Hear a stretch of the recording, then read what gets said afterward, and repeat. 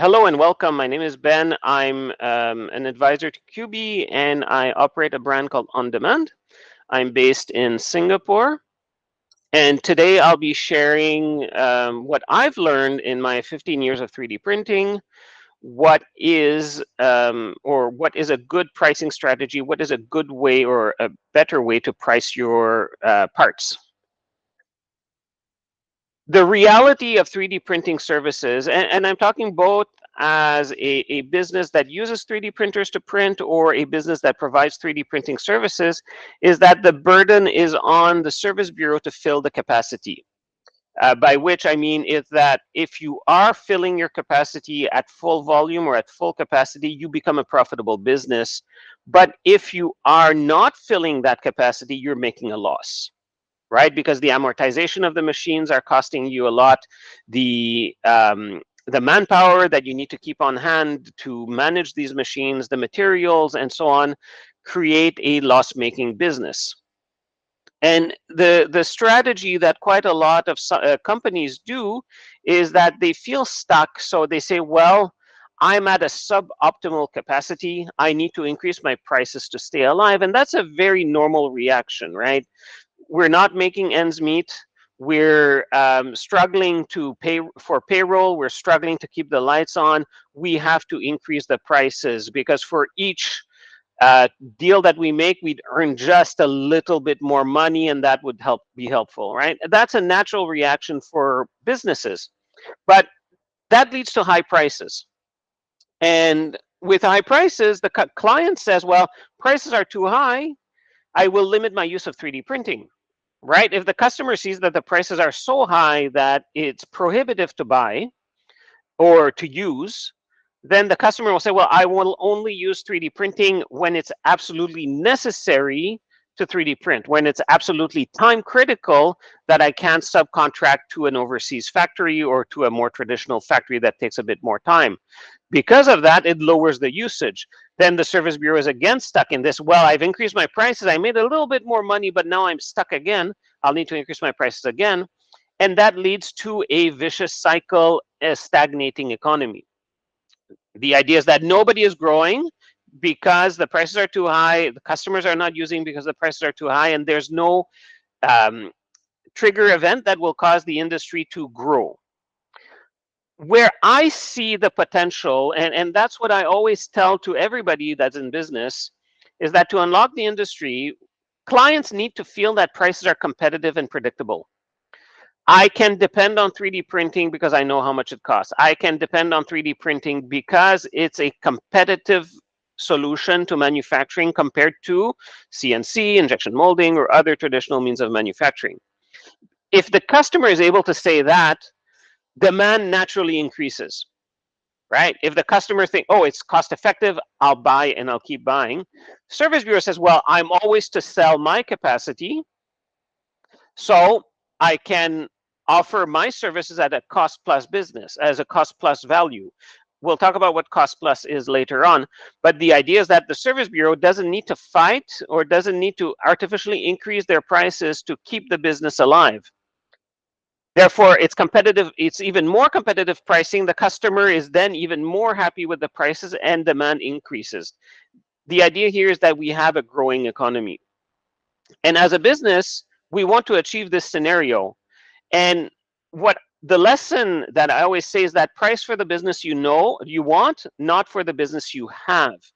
And it's a bit counterintuitive to say that, well, I will be losing money right now, but I need to price at this price point so that in 1 month, 2 months, 3 months, I'm able to have developed my business well enough to be able to achieve capacity at this market price point. Now, what is in your price? And companies in 3D printing try to make the price as cheap as possible when they advertise their printer. They say, wow, this part with Markforged costs $5, traditional manufacturing $2,000. You save, quite a lot of money. The idea is that there's more to material than in the price, right? The price of a printed part is not just the material. Well, you say, of course, Ben, yeah, I have to cut my machine time, right? I spend a lot of money on my machine. I need to amortize it, and I need to factor in my machine time. Then you say, all right, well, electricity as well. The machine uses electricity. You use electricity to print, you use electricity to dry the material, you use electricity to operate the business. You also have labor, right? The 5 minutes of popping the part out, the packaging of the printed part, the preparation and slicing of the design. You have an associated amount of labor to that.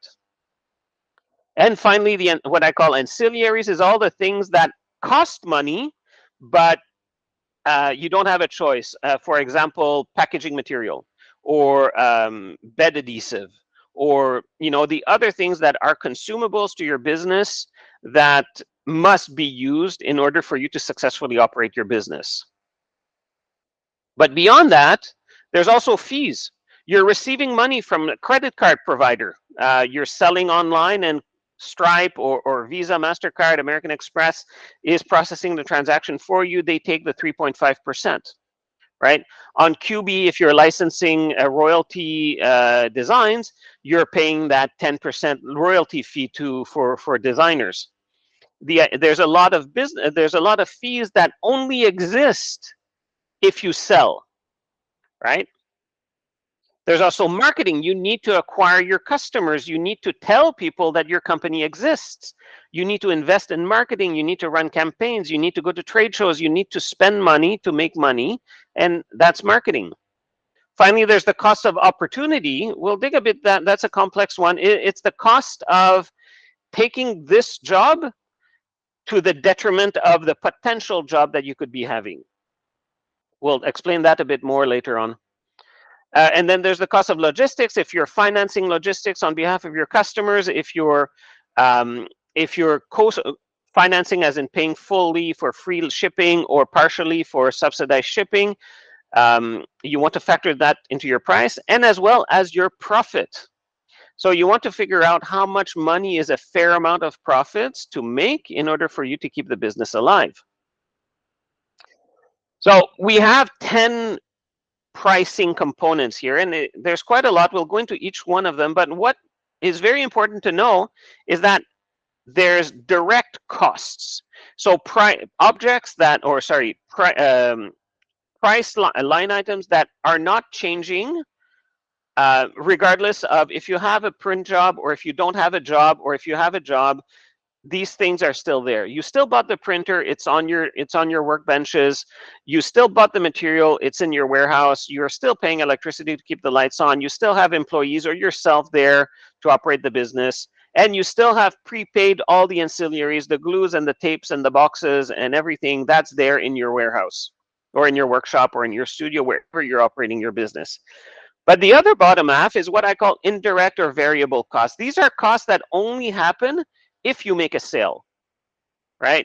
So if you don't sell anything, you're not paying credit card fees, you're not spending marketing, you don't have opportunity costs, you don't have logistics, and you don't have, of course, profit. So the idea is that we want to figure out what is the right combination of pricing of these 10 components, and what is the size or the scale of each of these components. And this is what we're going to be doing today. As a rule of thumb, what your price to your consumers is your cost of goods sold, COGS, divide by 0.3. That means that your cost of goods sold represents 30% of your price that you offer to your customer.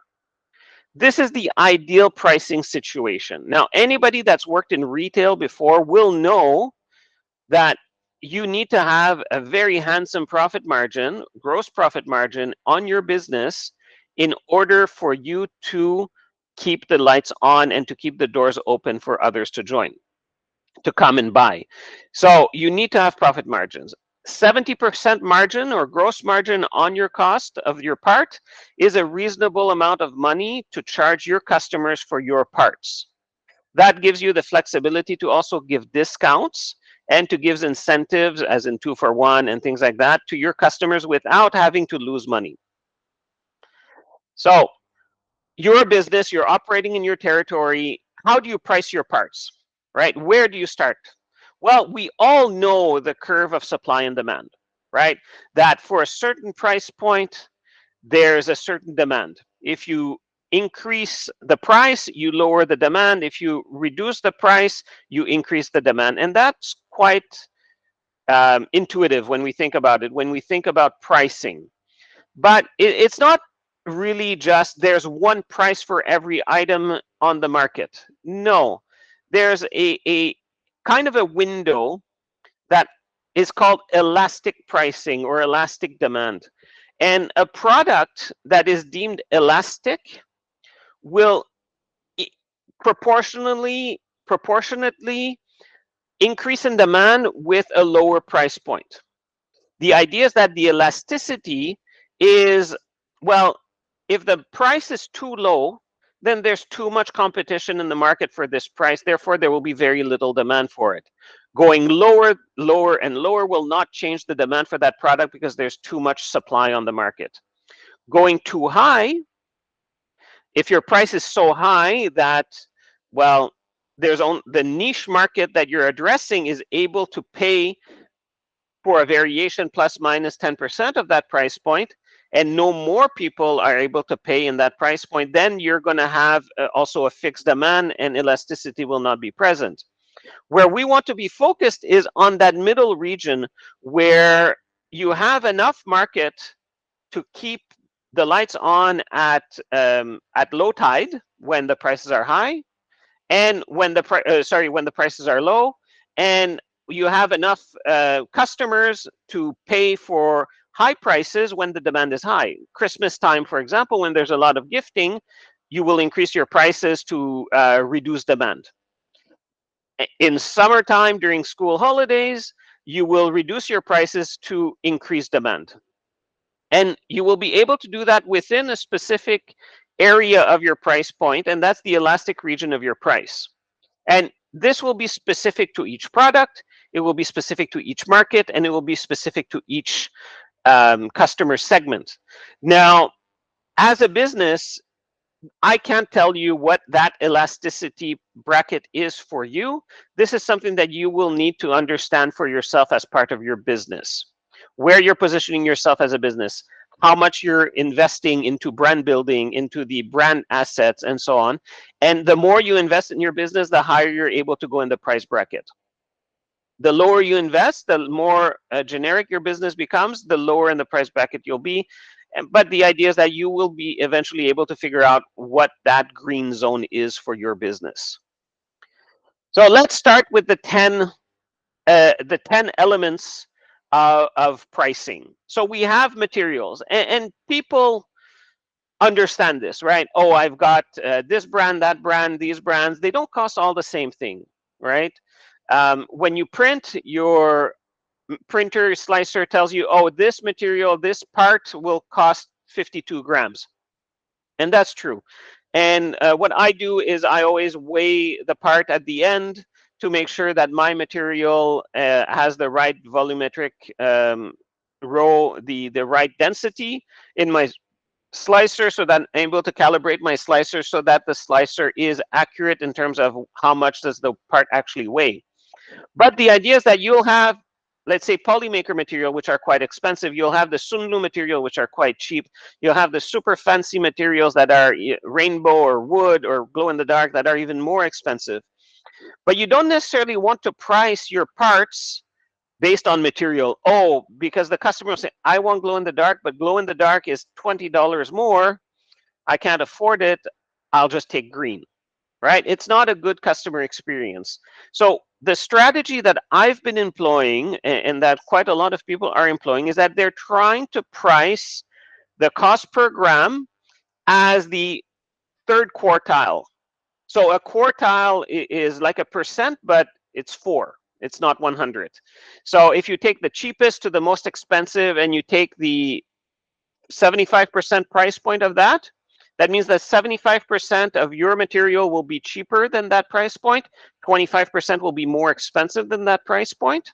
You can choose that based on your material, your average purchasing material price, or the distribution of material sold. So By this, I mean, if you're buying your material and you keep track of what's my average buying material price. So, oh, today I bought 10 spools at $50, 5 spools at $25.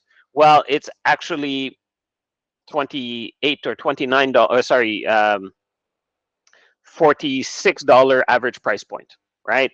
Or you could say, well, 90% of my prints are PLA, which costs $20 a kilo. 10% are glow in the dark, which costs $30 a kilo. Therefore, my average price point is $21 per kilo. So you can choose how you measure either it's the price that of your material in your inventory or the price of the material that you're selling, and then you choose 75% of that price, and that means that everything that 75% of what you'll sell will be profitable, 25% will not be, but that's not a lot. Therefore, you average out as being a profitable business. The cost of 1 hour of printer time. Now people say, okay, I've got the material, now it takes 3 hours to print. How much is that worth, right? It's not finger in the air, how much does it cost, right? There's math behind it. So the basic equation is printer total cost of ownership divided by the amortization period. Now, what is the total cost of ownership? Well, that's including all the spare parts, including the maintenance, including all the warranties or service contracts or everything that cost associated to having and operating a printer, the privilege to operate a printer in your studio, right? So it's for me, it's not just the retail price of the printer, it's the retail price plus shipping. Is the retail price plus shipping plus a starter kit of some spare parts of this and that. And the amortization period is essentially the number of hours that you will deem, well, this printer has been consumed. I can buy a new printer because this has recovered all the cost of operating this printer. Now, how do we calculate that? Well, it's going to be specific to your business. But this is what I like to do. 45 weeks a year, 4 days per week, 16 hours per day. And that's what I call a amortization year. Why 45 weeks? Well, Christmas, New Year, we take vacation, this and that. There's a lot of slowdown periods that we're not printing. So we don't necessarily want to be thinking about, oh, it's December 25, I didn't print anything today, I'm losing money. No, right? If you take Christmas and New Year's and all the public holidays that you have out of the equation of your amortization, then on the days that you are working, you're paying for the days that you're not working. 4 days a week. I say 4 days a week because printers go down. They need maintenance. They don't always perform as they should. There's failed prints and so on. And 16 hours a day because, well, we don't go to work in the middle of the night to start a new print. We start a print before going home, and then it ends at night, and then we see whether it printed successfully or not in the next morning. So there's downtime there as well. So if we have a 2,880 hour year, how many years should we be amortizing this printer? Well, I like to amortize anything below $5,000 in 1 year. That means that this printer, whether it's whatever $5,000 printer or less, after 1 year, I will consider it consumed, paid for, paid back. I can buy another one. I'm not worried about it. If it's more than $5,000 but less than 50,000, we're thinking about, you know, the semi-industrial printers, a Mark Forge printer, a BCN 3D printer, a floor standing printer, for example. Well, you can amortize that over 3 years. And if you think about, well, yeah, a Mark Forge will last you 3 years. After that, it's going to start having significant problems with your printer, and you'll want to have a new one or replace it, or the cost of maintenance will be too high. And if it's more than $50,000, if you're buying an industrial printer, a Stratasys or a EOS or whatnot, you want to amortize over a period of 5 years. 5 years because, well, they usually come with 5-year maintenance contracts, and they usually have a very service life of about 10 years. So 5 years is a fair amount of time to amortize this printer. So the idea is that the total cost of printing, the total cost of ownership of a printer divided by 2,880 or 8,640 or 14,400 will be how much it costs per hour to print, your printer time. Sorry, that took a long time, but I hope you understand. If you don't understand, please feel free to chat. I'll come in and answer these questions when I see it. Electricity. Electricity is expensive. I have learned that electricity in California is 90 plus cents per kilowatt.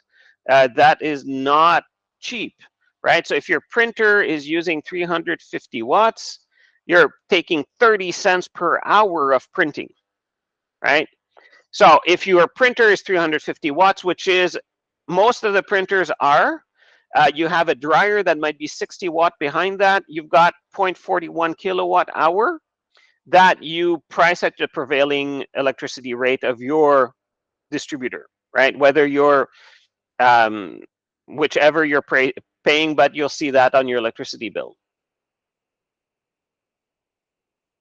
Manpower costs. Now, a lot of you might be owner-operated businesses. A lot of you might even not be thinking about, well, no, my time doesn't really count because this is a side business. Well, yes and no. Your time matters, and you need to factor in that price, even if it's only 30 minutes of your time at minimum wage where you are. Why? Because there's things that eventually, if your business grows, you'll need to hire help to help, right? You'll need to hire employees to help you out. And the idea is, well, if you're not charging right from day one your manpower costs, when the business gets too big for you to manage by yourself and you do need to hire someone, you will need to increase your prices or reduce your profits because you won't be able to keep up paying salaries on the current price point of your business. So what is actually manpower of a service bureau? Well, it's managing orders.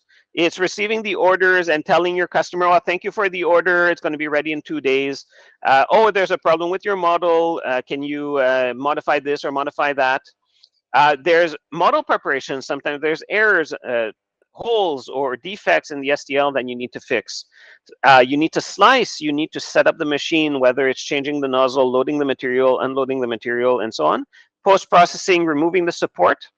Removing support, no, that's very easy, but it does take time and it does make effort. And then, of course, there's packaging. Depending on your level of packaging, it might take 1 minute, might take 5 minutes, might take 10 minutes to package. You can also factor into to this, just the administration of your business as well, right? Paperwork, taxes, filing, and income tax, and so on. Now, other things that are needed in your business, and this is what I call ancillaries, right? Whether you are using Magigoo, which if you're not using Magigoo, you need to be using Magigoo, right? And not because I'm a shareholder of the company, because it's a fantastic product that saves you a lot of printing time. Whether you're using epoxy or paint on your products, right? I use epoxy to seal the vases so that they become 100% watertight, or some people choose to paint their models. If you're putting in magnets, or if the part requires magnets, light bulbs, sockets in the part to make it a complete product, then you need to factor that into the price. The packaging material that goes around that, if you need to protect the material, if you need to package the parts before shipping, that all goes into the ancillaries, things that you need to buy regardless of if you have a business or not, or if you have sales or not, sorry. Now, what are the fees? Now we're entering the variable costs, right?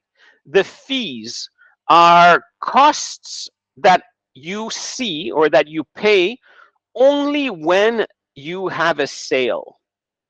And, oh, I didn't make any sales. I don't need to pay Visa, MasterCard processing fees. I didn't sell anything. I don't need to pay designer royalties, right?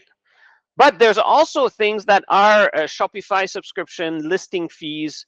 If you're not selling, then, well, you don't need a Shopify subscription. If you're not selling, you don't need to pay for listing fees on Etsy and whatnot, and so on. These are fees that you will want to take into your cost because you can't avoid them, and you don't want to use your profit margins to pay for them. There's an allocation to marketing, customer acquisition. So there's two terms that you use in a business. There's customer acquisition cost, CAC, CAC, which is how much does each customer cost to get.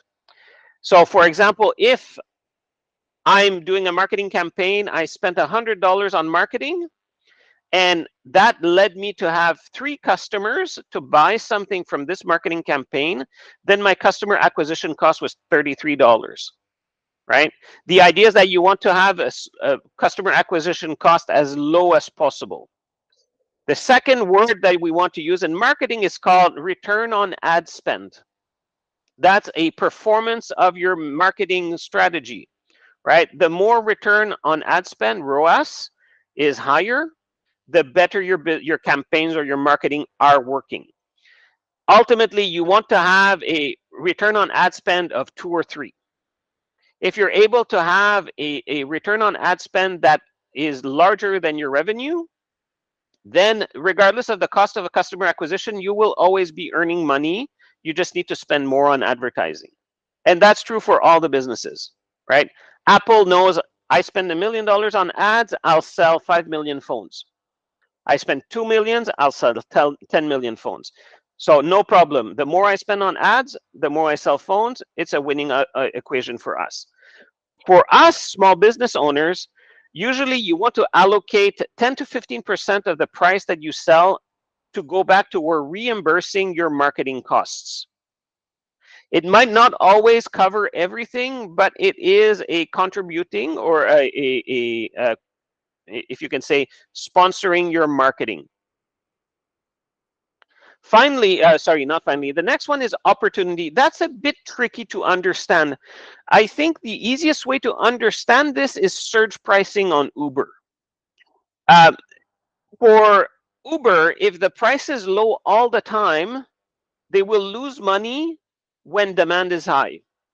When demand is high, they can increase the price, and because demand outweighs supply, everybody will always buy the supply. In 3D printing do I really want to be printing this part for $10? Maybe if I wait 1 more hour, I'll get a more expensive part in my pipeline, but I don't know, right? So the idea is that the cost of not capturing or delaying other jobs will affect your availability to earn, right? It often is the case where you launch a job, a customer calls you and says, oh, I've got a super urgent part to print. I'll pay you extra if you can print it today. Well, what do? You cancel your current job and you start a new job, right? That means you lost money on that first half job that you've printed just so you can capture that second big job. You want to be compensated for that half job that you started and had to cancel. And this is what I call opportunity. So it doesn't need to be always there. You can have, if you're always have extra capacity, then that cost can be 0. If you're always at 85% or more, you can charge it at 5%. And that's a very reasonable amount of money for opportunity cost for a print. Logistics is also an important thing. If you're living in a country where logistics are expensive, and customers will want to have free shipping as much as possible. If you charge for shipping, then, well, sorry, customers, demand will be lower. So you want to offer free shipping, but you don't want to say, oh, I'm giving you free shipping out of my profit. No, you want to bake that into the price. So the cost of getting your products from your printer to the customer, if you're paying or sponsoring it, it can be, you can offer, it's usually a flat fee based by weight, a flat fee based on distance, and so a fee based on distance, a fee based on weight. You can always figure out based on a simple equation, where's the customer, how much will it cost to get that part there, and bake that into the price. And then that allows you to offer free shipping to your customer, which significantly increases demand. I personally put a $100 minimum. If you spend $100 and more, I offer free shipping. If you don't, you pay shipping. And I subsidize shipping. I believe I charge $15 shipping worldwide for 3D printed parts when you spend less than $100. If you spend more than $100, I give free shipping. Now, not that I'm shipping parts from Singapore to USA, from Singapore to South America. I work through the Cubee network, and through Cubee, when I get an order, let's say in Germany, well, I call my guy in Germany in the Cubee network, and I say, I've got this order in Germany, can you fulfill it on my behalf? In the US as well, in Canada, Australia, New Zealand, wherever you may be, there is a Cubee person there that fulfills my orders, so that when I do get a job, or sorry, an order from these countries, I don't have to ship from Singapore a box to whichever country it's going. Profit. Now that we have accumulated all our variable costs and fixed costs, we want everything that's left in the price is profit. The idea is that you want to have enough money to keep to keep yourself happy, the belly full, and so on. That usually you want to have a net profit margin of about 25 to 35%. Now, how does that look? So this vase, oh, sorry, autofocus. This is called the Folded Inside. It's a vase by PAF 3D. PAF 3D is a designer on Cubee. This is on the Cubee community collection, and it's a royalty-free design. So if we were to take this, this model, and I were to break down the cost of goods sold, right? So my material, this is in Singapore dollars. I put the US at the bottom. Singapore dollars is the same as an Australian dollar, New Zealand dollar, Canadian dollar.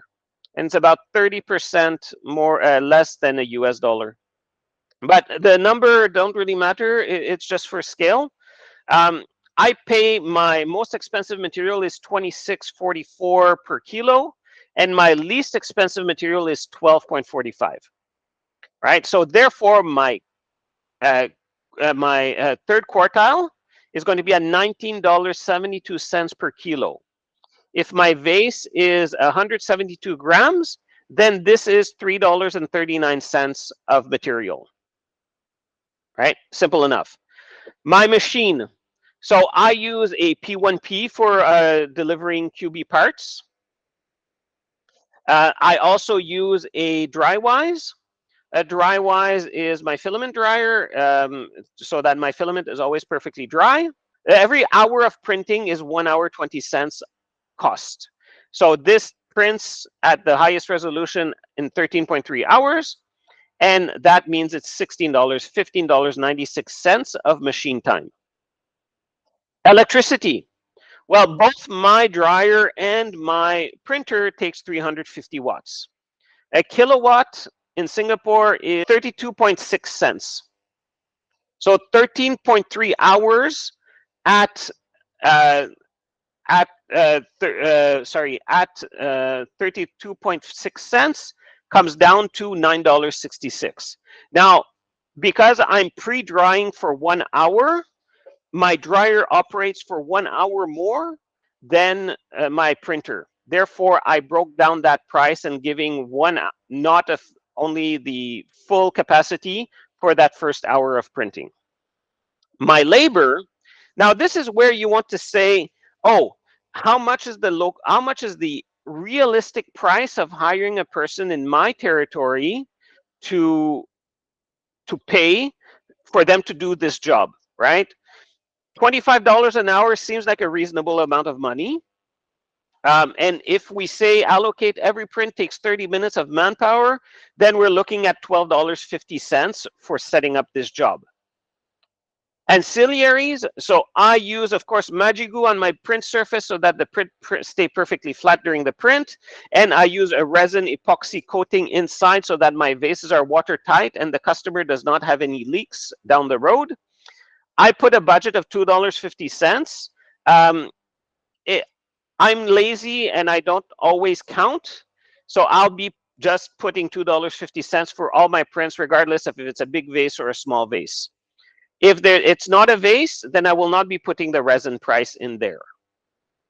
Finally, the total cost of the good of the vase sold is $44.01. So if we are to use the 30%, your cost of goods sold is 30% of the retail price, then we're looking at $146 or 110 USD for this little vase here. Now you may say, oh, well, Ben, you know, that's quite a lot. I can't command this price. Well, for me in Singapore, I will be charging $128 for this vase. Right? And it's not my full profit margin, but it's what the market will yield here. So what about the price? So we've calculated the COGS. Now let's talk about the price. The COGS is $44. To that, we have to add, of the nominal retail price of $100, $128, a stripe fee for processing the transaction is 3.5% plus 50 cents. At the same time, I pay $32 per month on Shopify, which has an average of 100 transactions. Therefore, each transaction on Shopify costs me 32 cents each. That comes up to a total fee of $5.30 for processing that order. On top of that, we have the royalty to designer. Now, this is a royalty-free design, but if you, I'm baking in the royalty just for illustration purposes. Your royalty on Cubee is 10% to the designer. That means if you're selling at 128, your royalty to the designer will be 12.80 cents. On top of that, I'm adding a 10% marketing allocation, so another $12.80. I'm putting a $2.5% opportunity fee, so that's $3.20. And I'm paying for shipping, which means because the order is above $100, that means I'm putting $10 as a shipping fee. For me, anything below 250 grams costs $11.90. So $10 for this is 172 grams falls well within that. Finally, profit is the difference, right? So we want to have between 25 and 35% profit. And with all these computed, I net a profit of 31.16%. So almost $40 of profit on this vase, which is quite interesting. Right, so each time I print this, my business costs are covered, and I make $40, which is a nice lunch. Any questions so far? Are we good? I have some questions. Please answer. I put it on chat. Oh, sorry, I didn't see it. Hold on, chat. Oh yes. Is printing in China will cut costs significantly instead of printing in the US? Why royalty?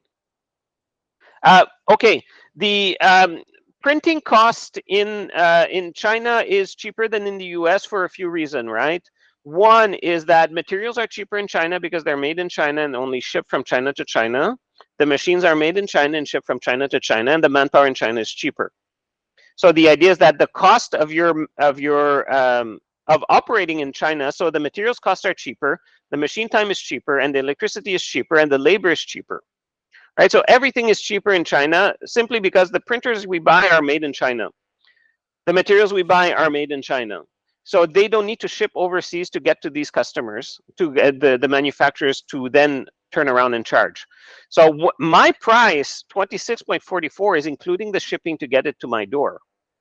So if that shipping is reduced, then my price is therefore reduced and I'm more competitive. Royalties to designers, we choose 10%.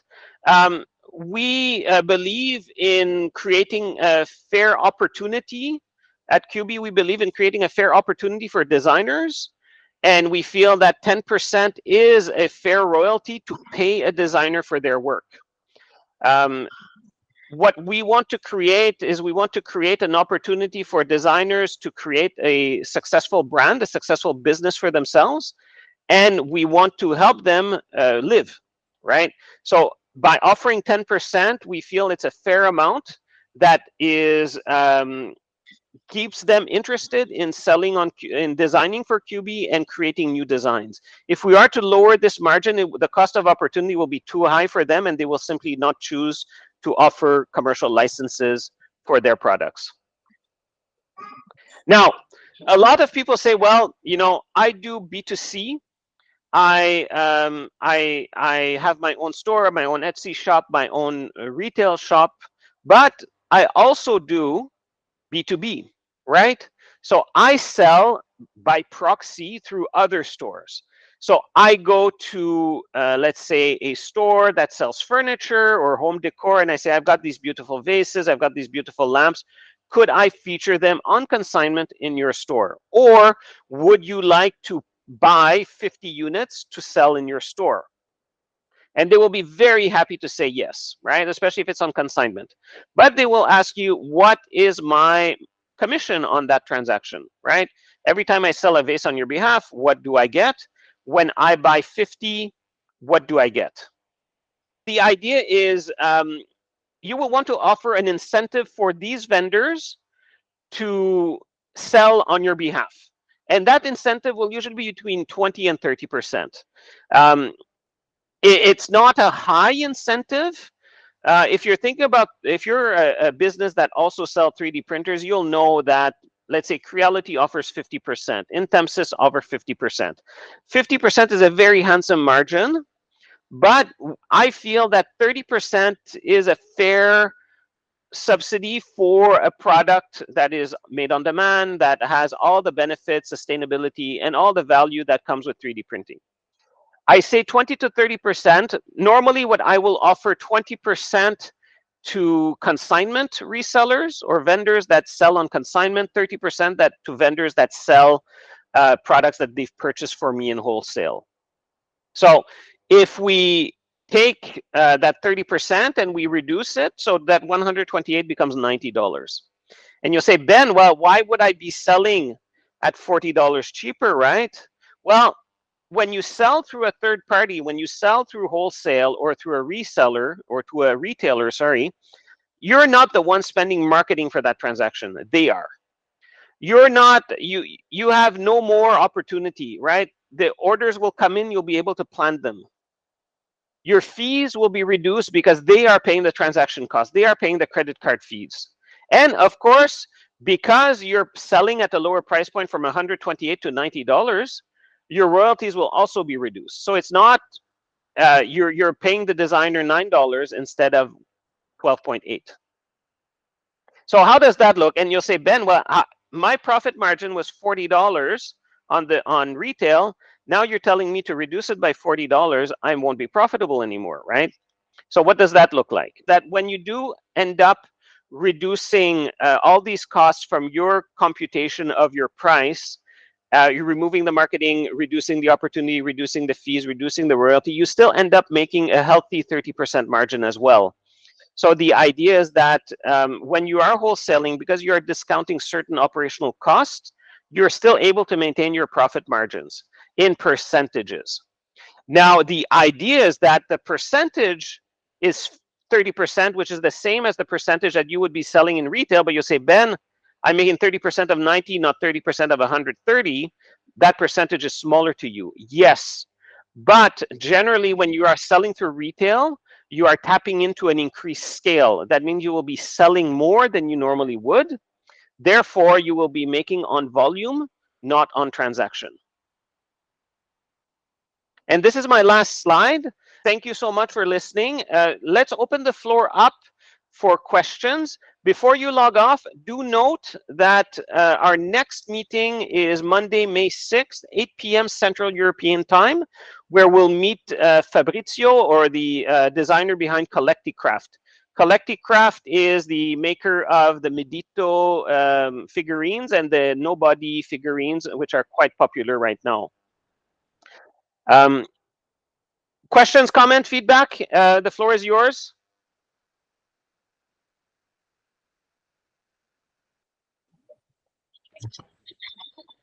Hi, Ben. Very, very good slides. Appreciate it. Thank you. So a follow-up question from my previous questions. So I've been using 3D printing for prototyping mostly. And when it comes to like mass producing, yeah, I'm facing a very expensive landed cost, right? And so when Yep. I put on the target price, I'm afraid that the customer will go away because they're just so shocked comparing $100 face with $10 plastic Chinese, face. And Yeah. so how can I compete in that, in the condition, in the type of market? So I think it's also a problem for me in Singapore where um, unfortunately we are inundated. The proximity to China and the low cost of shipping from China to our countries is so low that all the products that we are able to get in the stores are relatively cost effective. And 3D printing is by relevance very expensive compared to what you get at the plastic store. Christopher, Joseph, well, I'm sure in Indonesia as well. In Singapore, we have stores that sell only plastic products, plastic buckets, plastic pails, plastic containers, and so on. We call them plastic stores. And the idea is that these products in these plastic stores are $1, $2, and then you come in with the vase and it's $100, and people say, "Well, you're crazy, right?" But the same thing applies to luxury goods, right? You're buying a Louis Vuitton, you're buying a Chanel, you're buying these expensive products, you're buying a Rolex. It doesn't cost that much to make these products, right? They have invested in building a brand that has the heritage, the pedigree, the gravitas of being able to command that price. Louis Vuitton is made in China, right? They ship it to France and they put the label Louis Vuitton on the bag, and that's why it's a made in France, right? Most of these products are made overseas. They cost nothing to make, but because they have a brand that commands a high price, they're able to sell it for a high price, right? Same thing for us in home decor. If we have invested in building a following on Instagram, on TikTok, if we are building a brand, if we are building an ecosystem around our products, then we will be able to command this price. For the same reason, you can go to a restaurant and buy chicken rice. Singapore's national dish is chicken rice. You can buy chicken rice for $20 in a restaurant, or you can buy it for $3 at the market. It's the same chicken. It comes from the same supplier. It's cooked in the exact same way. It's the same rice. Comes from the same supplier. It's cooked the exact same way. But one is able to charge 20. One can only charge 3. The big difference is the brand that they've built around it. So to build a successful brand and to be able to increase your price point, you need to focus on, determining who is your target customer, working that segment and developing that customer segment to be able to command that price.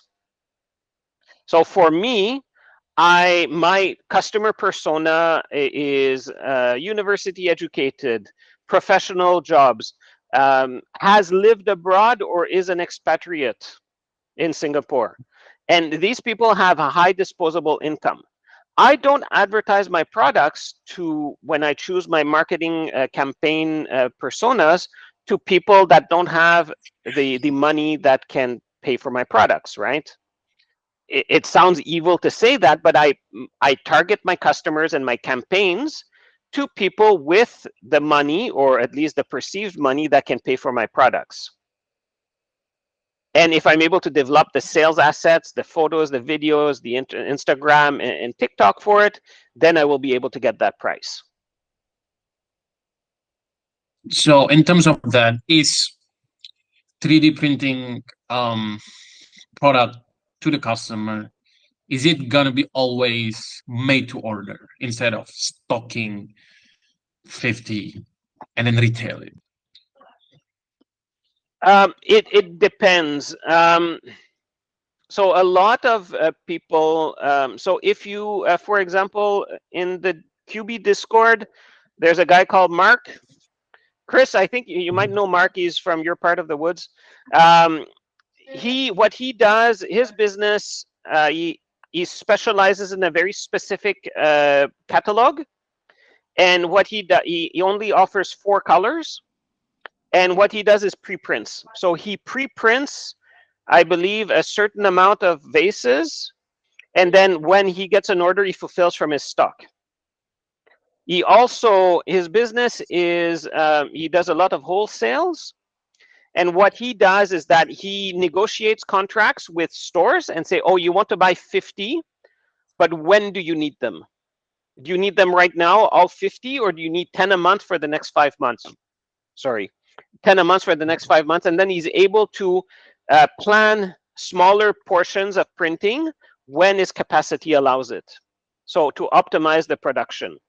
And that is the flexibility that 3D printing allows. If you were running a plastic injection molding factory or a CNC, the cost of setting up a production is so high that you want to put all your production at the same time.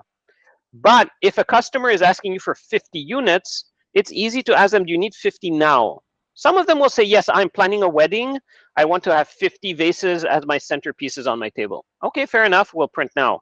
Oh, no, actually, I need 50 because this is what I suspect I will be selling in the next 6 months. Great. Can I deliver 10 right now? And then once you're down to 3, I'll deliver 10 more. Okay, that's fair enough. And that allows you to do just-in-time or on-demand fulfillment, especially when you're dealing local. And that's the advantage, right? Well, in Indonesia, you do have local factories. In Singapore, we don't, right? There's no more factories for plastic injection molded parts for low-cost things. We have factories, but only for highly valuable things like semiconductors and medical equipment. And the idea is that, well, there's no opportunity for us to do on-demand sales if we're shipping from overseas. But because of that, 3D printing becomes very interesting, that you're able to manage not only your costs, but the customer costs as well. In Indonesia, in countries with larger territories and a lot of factories, you are able to do smaller batches, but you're still not able to do one. You're always going to be, oh, I can do 15, I can do 20, I can do 30, but you'll not be able to do one. Yeah. And because you're making 30, then you need to factor in the cost of, I made 30, but they can't sell. That means you need to add a cost in of your inventory price, amortizing and breakage and spoilage of your inventory into your costs as well. Yeah, thank you, Ben, for the reply. I really want to talk to you about my current business, and if I can get in touch with you after this. So much. Yes. Are you on the Cubee Discord? Not yet, but Not yet. I'm following one of your designer. I think yeah, one of Cubee designers. Yeah, but I'm not on your Discord. I think I'm gonna subscribe. Okay. So let me share you Discord invitation. Yeah. Well, you need to be a Cubee member. Oh, let okay, me just yeah. So it's a private community. Let me share my this is my Instagram. And both you can just click me here and follow and like all my posts and say your designs are most beautiful to every one of my posts. I would appreciate that. Sure. But also is that you can message me here and we can share information. The why Cubee? Well, the thing about Cubee, and Chris is on Cubee. Joseph, I'm not sure if you're a Cubee member yet. I don't think so.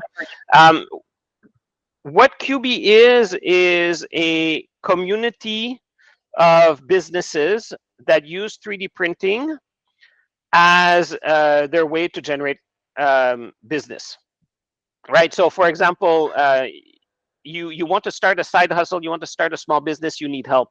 Cubee provides all the designs, all the images. and the assistance for you to help start your business.